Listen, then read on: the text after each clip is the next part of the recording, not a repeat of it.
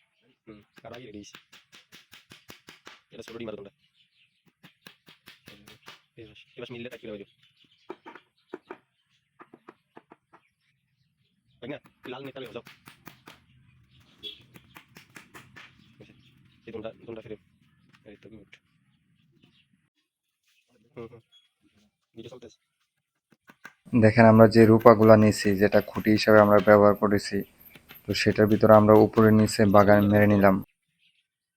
দেখেন আমরা 2টা করে বাগা মেরে নিয়েছি, এবং আমাদের ফ্রেমটা কি সুন্দরভাবে তৈরি করতেছি আমরা।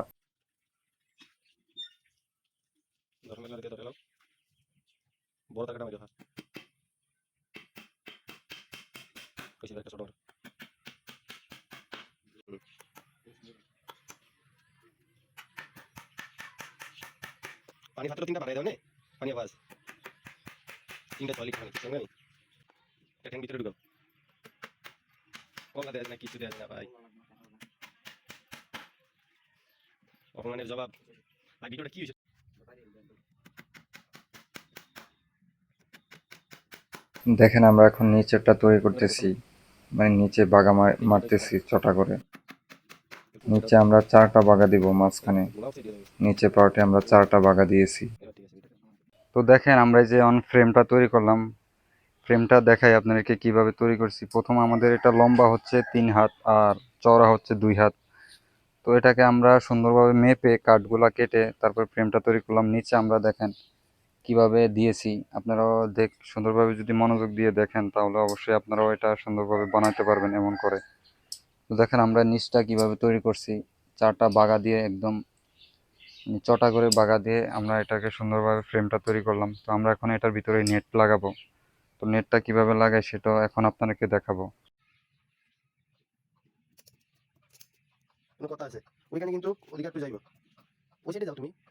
তো নেটটা এখন আমরা মাপ মতো কেটে নিতেছি, যে আমরা কোনাতে যেভাবে সুন্দরভাবে ফিটিং করব, তো সেই অনুযায়ী আমরা কেটে নিতেছি নেটটাকে।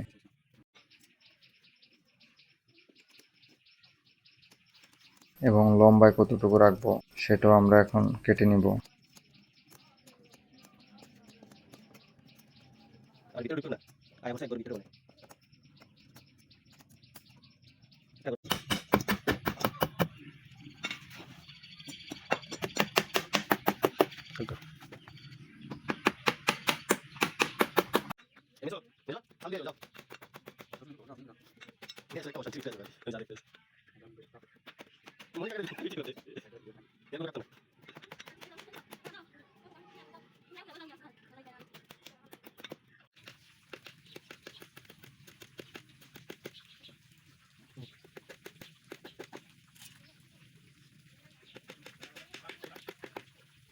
দেখেন আমাদের এখন নিচে নেট লাগানো শেষ, আমরা এখন পাশেরটা মারতেছি, নেট পাশে দিয়ে নেট লাগাইতেছি এখন।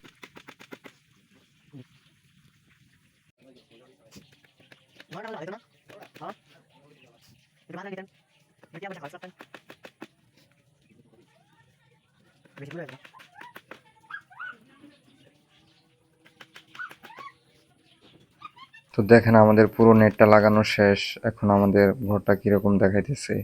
দেখেন নিচে কি সুন্দর আমরা ফিনিশিং করে সুন্দরভাবে লাগাইছি নেটটাকে। আসলে অনেক সুন্দর হয়েছে আমাদের ঘরটা, আমরা নিজেরাই তৈরি করতেছি। তো আমরা এখন সেই ঘরের দরজাটা তৈরি করব। দেখেন আমরা সুন্দরভাবে কাঠটাকে কেটে নিলাম, কি সুন্দর। আমরা যেভাবে কেটে নিয়েছি আপনারাও সেভাবেই কেটে নেবেন।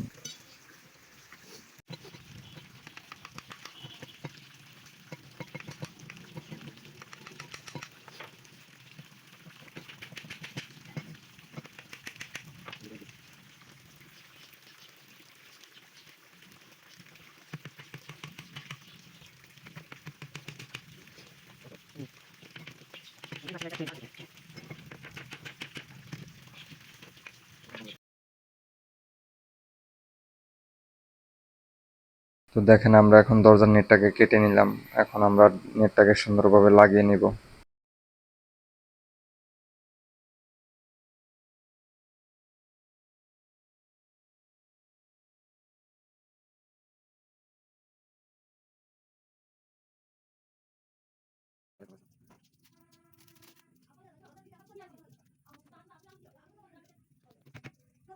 তো আমরা এখন দরজাটার কবজাগুলো লাগিয়ে নিতেছি। দেখেন আমরা দরজাটার দুইটা কবজা লাগাবো আমরা।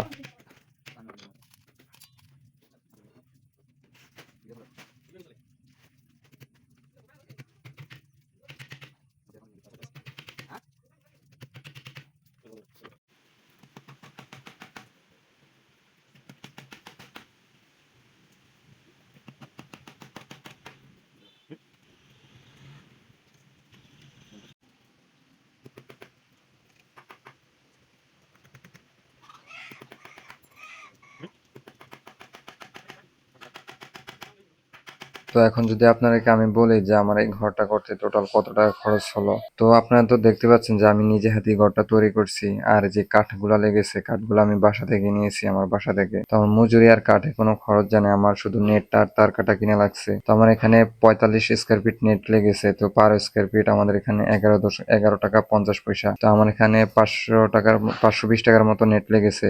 আর তার কাটা আর কবজা সহ আরো 50 টাকা, মোট 550 টাকা আমার খরচ হয়েছে এই পুরো ঘরটা করতে। তো দেখেন আমাদের সেই মুরগির ঘরটা তৈরি করে ফেললাম আমরা। আমরা আপনাদেরকে দেখাইছি যে একদম শুরু থেকে যে কিভাবে আমরা এটা তৈরি করলাম। তো আমরা এটা তৈরি করছি, আমাদের একটা বড় মুরগির ঘর আছে, আমরা ওই ঘরের ভিতরে রাখবো। সেজন্য আমরা উপরে চাল দিব না, ওই যে বয়লারের বস্তাটা দিব উপরে, যেহেতু আমরা একটা ঘরের ভিতরে রাখবো। আপনারা যদি এটাকে বাইরে রাখেন তাহলে এটাকে অবশ্যই আপনারা এটার উপরে টিন দিবেন, যে টিন দিয়ে উপরটা মেরে দিবেন। টিন দিবেন বা কাগজ টাগজও দিতে পারেন। তো আমি এই যে ব্রয়লারের বস্তা কেটে নিয়েছি, আমি এটা দেবো, যেহেতু আমি এটা ঘরের ভিতরেই রাখবো। ভ্যাকসিন না করেও দেশি মুরগিকে যেভাবে সারা বছর সুস্থ রাখবেন এবং বাচ্চা ফোটার পরে কি খাওয়াবেন এবং কোন কোন রোগের জন্য কি কি চিকিৎসা করবেন সেই বিষয়ে আমার চ্যানেলে বিস্তারিত একটা ভিডিও দেওয়া আছে। সেই ভিডিও লিঙ্ক আমি প্রথম কমেন্টে এবং ডিসক্রিপশনে দিয়ে রাখবো, চাইলে অবশ্যই দেখে আসতে পারেন, আশা করি অনেক উপকারে আসবে। তো এই হলো আমাদের আজকের এই ভিডিও। তো সবাই ভালো থাকবেন, আল্লাহ হাফেজ।